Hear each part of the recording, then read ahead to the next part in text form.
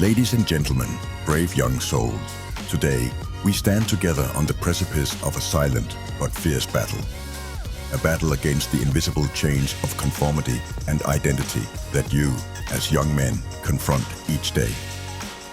In a relentless world that too often demands you fit a mold, you are pushed and pulled by the invisible hands of societal expectations. These pressures do more than dictate your choices in clothing or music.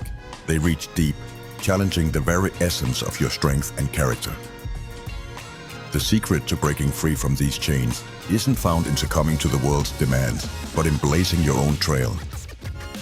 It's about recognizing that true strength is rooted deeply in authenticity, in voicing your emotions and convictions fearlessly. Each choice you make that reflects your true self is a powerful declaration of independence, a stride toward true empowerment.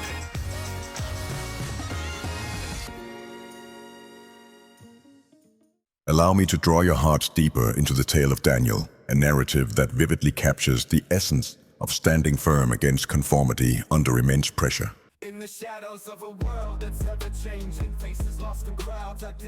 Daniel, as described in the book of Daniel in the Hebrew Bible, was not merely a young man displaced from his home. He was a captive taken from Jerusalem to Babylon during the first deportation under King Nebuchadnezzar. Daniel and his companions, Hananiah, Mishael, and Azariah, were chosen for their intellect and beauty to serve in the king's palace, thrust into a world vastly different from their own. As part of their indoctrination into Babylonian society, they were to be trained for 3 years to serve the king, during which they would eat from the king's table and drink his wine. This diet, rich with meats and wines, was intended to prepare them physically and mentally to serve in the royal court. However, this presented a profound conflict. The food offered was likely non-kosher, contradicting the dietary laws that Daniel and his friends had followed as part of their devout Jewish faith. Faced with this dilemma, Daniel's response was neither of blind rebellion nor of passive acceptance. Instead, he approached the situation with wisdom and tact. He requested permission from the chief of the court officials for himself and his friends to abstain from the royal foods and wines, and to be allowed only vegetables and water. This request was risky, as it could have been seen as defiance and could have angered the officials, potentially leading to severe repercussions. To address these concerns, Daniel proposed a test. He and his friends would follow their chosen diet for 10 days, after which their physical appearance would be compared to that of the young men who ate the royal foods. If Daniel and his friends appeared worse off, they would conform to the king's orders. At the end of the 10 days, Daniel and his companions not only looked healthier, but were also more nourished than any of the young men who ate the royal foods.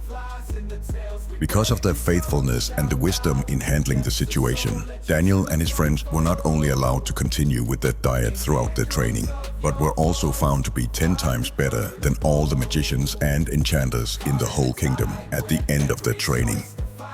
Daniel's steadfast faith and intelligent approach allowed him to maintain his integrity and identity, and as a result, he gained favor not only with God, but also with the king, thriving in a foreign land while staying true to his convictions.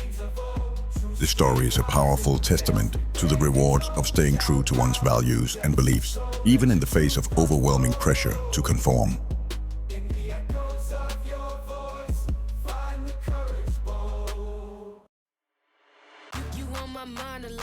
Don't need no time watch. I don't know how I got you in my pocket spot. Yeah, that's babe, need you every day. You like my oxygen. Make it seem like the barging down. Got my heart no barging in from the bed to the floor. Like Daniel, each of you is called to stand unwavering in your identity. Every morning brings a fresh battlefield where your strength is not measured by how well you blend in, but by how courageously you differentiate yourself.